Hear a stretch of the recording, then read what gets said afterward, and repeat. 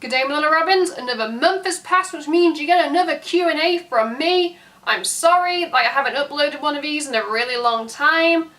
I've just had other things, on my schedule, but I'm here. Well, technically it is the day before Halloween. It is the 30th of October. So I thought, why not do like an October/Halloween/spooky Q&A. I have, my Panda head, scarf, hat, whatever you want to call it. I have 6 questions sent in by you guys, on Tumblr. I took all these questions from Tumblr, so yeah, before we start this Halloween Q&A, if you want to, support me and the channel, click like, hit subscribe, because I upload twice a week on a Monday and a Friday. Look, people, Panda has a friend. I am that friend, and what's on Panda? It's alright, I got the sticky thing off Panda. Anyway, yes, he'll be joining me for this Halloween Q&A. Let's just dive right in. The first question is, if you met a vampire, would you let them turn you into a vampire or would you stake them? Now, I am a really big vampire buff, and I'm not talking Twilight. No, he hates Twilight as well as me. I'm talking, about kick-ass vampire lore. So yeah, if I met a vampire, I think he would probably want to suck my blood to start with, and I would be like, okay, there's a condition. If you're going to suck my blood, he's going to turn me into one of you guys.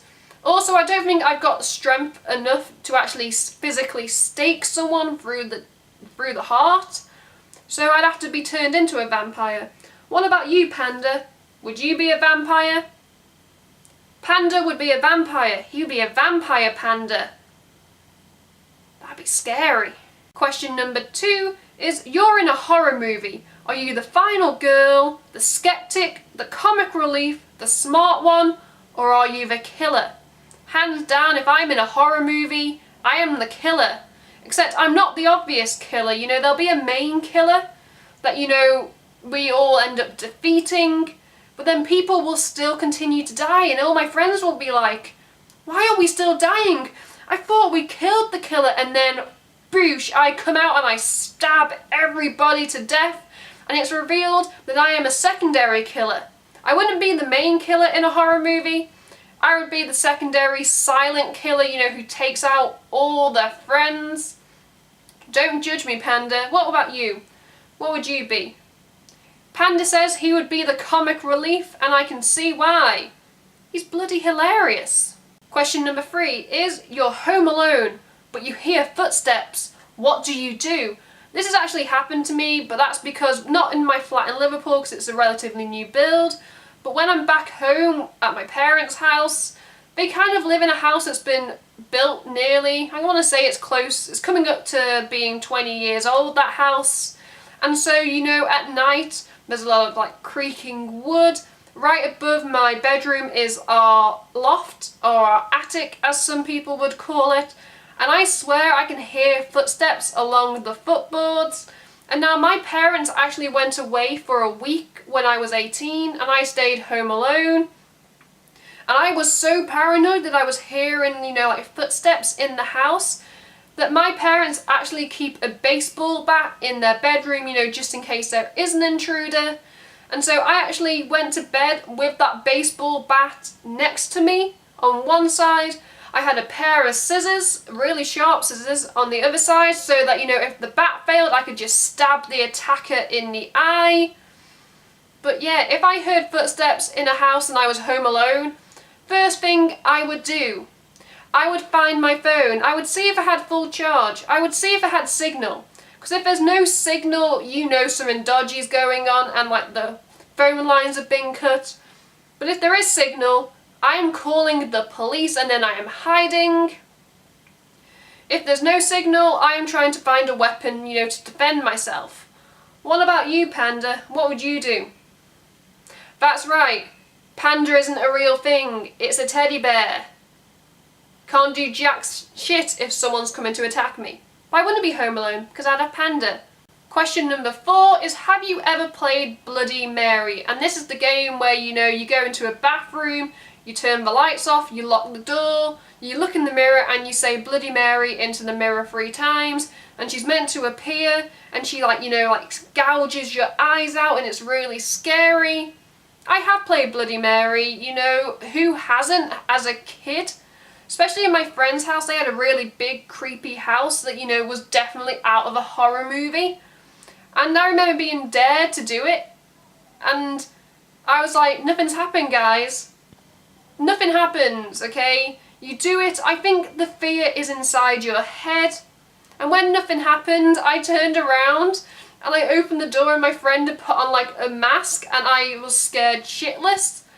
So it wasn't the actual Bloody Mary, it was just my friend playing a joke on me. Question number 5 is, name something you wouldn't want to run into in a dark forest or abandoned building. And my go-to answer is a little kid, whether it's a little girl or a little boy.